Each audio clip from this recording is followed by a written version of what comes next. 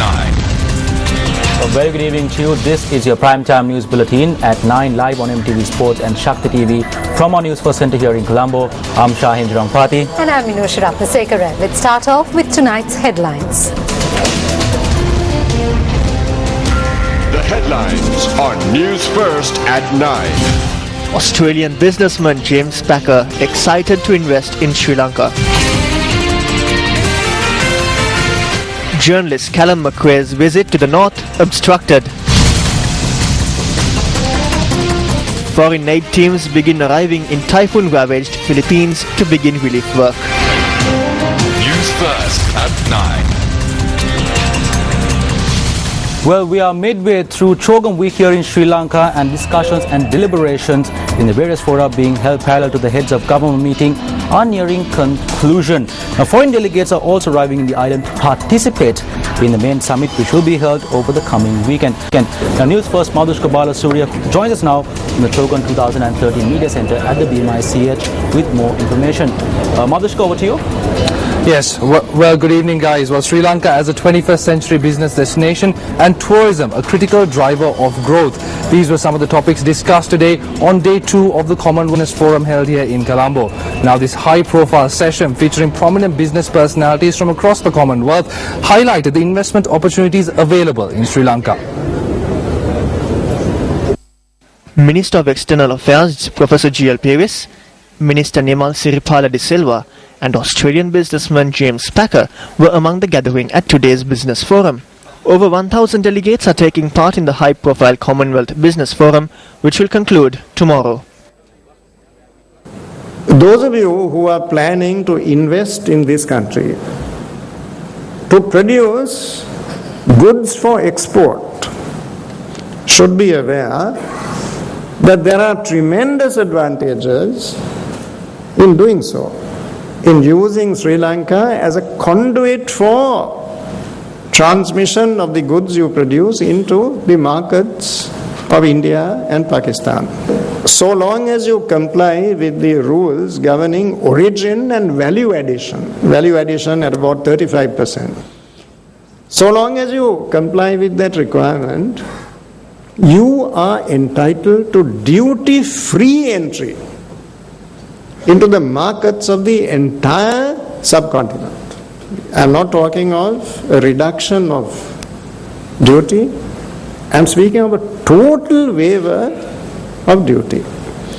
So you can figure out for yourselves what a critical and absolutely crucial competitive advantage that is. We have a strong government and a fragile opposition. We have a strong government and a fragile opposition. So I am not for that.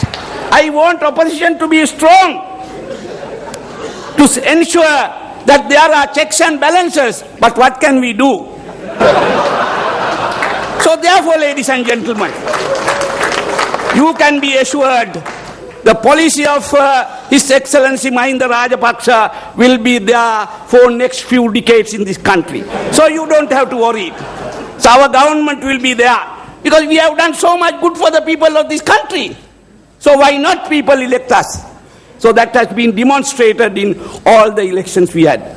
So therefore you don't have to think that this policy will change in another 2 years or 3 years or so. No, that will be there for a very, very long time. So with that conviction and commitment, you can invest in Sri Lanka. I'll now speak to you about one of the business opportunities I believe Sri Lanka could help turn Sri Lanka into a leading tourist destination for the rising middle class of India, China and the rest of Asia. An opportunity to develop the country as a base and destination for mass, luxury and business tourism, something that I'm committed to through my company Crown Resorts and our plans to establish an integrated resort right here in Colombo on the Beera Lake. The government is wisely investing in its people, giving them the opportunity to participate in the emerging economy. For business, these improvements and Sri Sri Lanka's natural strengths make the country an appealing place to do business in. As a company, we are excited and hopeful about the opportunity to invest here. Policy debates, discussions and field visits. These were the main features on day 4 of the Commonwealth Youth Forum held in Hambantota today. Delegates taking part in the Commonwealth Youth Forum used the day to exchange ideas and experiences on their country's traditions and customs. The delegates were also taken out on a field visit to the Boondala and Udawalawa National Parks. The Youth Forum is set to conclude tomorrow. Meanwhile, the Commonwealth People's Forum, which was held in Hikkadua, came to a close today. The closing ceremony of the Commonwealth People's Forum got underway this morning in Hikkadua. The ceremony was attended by several dignitaries, including UK's Minister for State of Foreign and Commonwealth Affairs, Hugo Squire. Speaking at this event, he commended the Sri Lankan government for its work with regard to the resettlement of IDPs, its work in infrastructure development and the holding of northern elections in Sri Lanka. Now, this morning's discussions finalized the outcome document that was made as a result of the several deliberations made over the past 3 days. Now, this document is due to be produced before the Commonwealth Foreign Ministers Roundtable discussion scheduled to be held on the 16th of this month. For News First, this is Sonali Wanikabaduge reporting from Hikkadua. Meanwhile, the pre-Chogam Foreign Ministers meeting commenced at the BMICH this afternoon.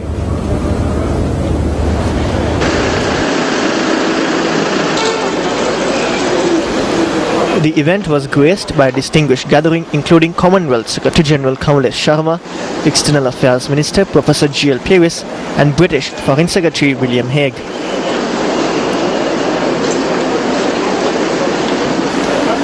Foreign ministers from a number of Commonwealth nations including Bangladesh, South Africa, Malaysia, Jamaica, Kenya, Cameroon and Brunei also took part in the meeting.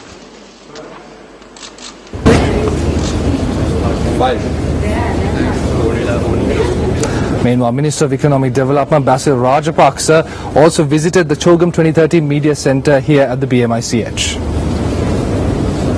Minister Basil Rajapaksa arrived at the Chogam 2013 Media Centre this afternoon.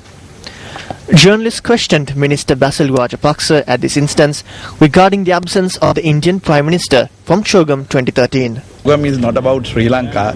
Chogam is about Commonwealth. So I think especially India should have participate in a big way.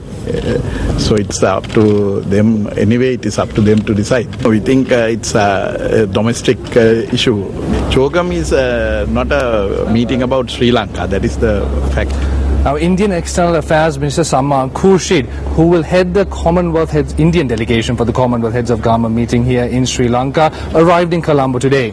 Speaking to the media en route to Sri Lanka, Khurshid noted that he would continue to engage with Sri Lankan authorities on a variety of issues. Because I'll be there and on the sidelines, I'll have an opportunity. Whatever we've been saying to them throughout, we will. And I think that it is very important that in this context we do not forget that India has done some outstanding work for the Tamils of the northern province. 50,000 houses that we are building, 5,000 of them are ready. They would have been handed over at this time if we had an opportunity, if our leader had, Prime Minister could have gone to Jaffna. According to Reuters, Khurshid was accompanied by Indian Foreign Secretary Sujata Singh this morning.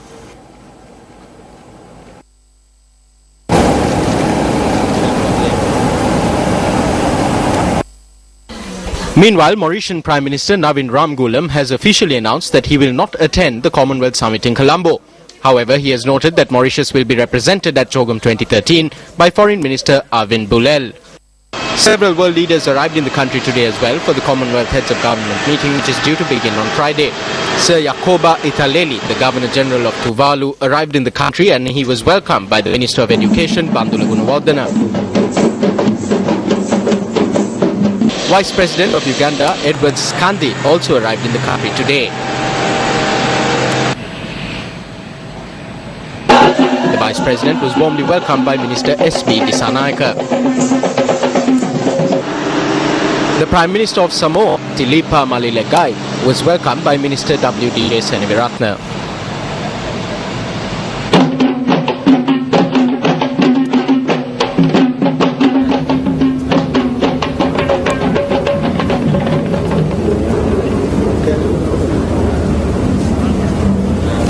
Well, that's it from me, from the Chogam Media Centre here in Colombo. I'm Madhushka Balasuriya. Back to you, Shaheen.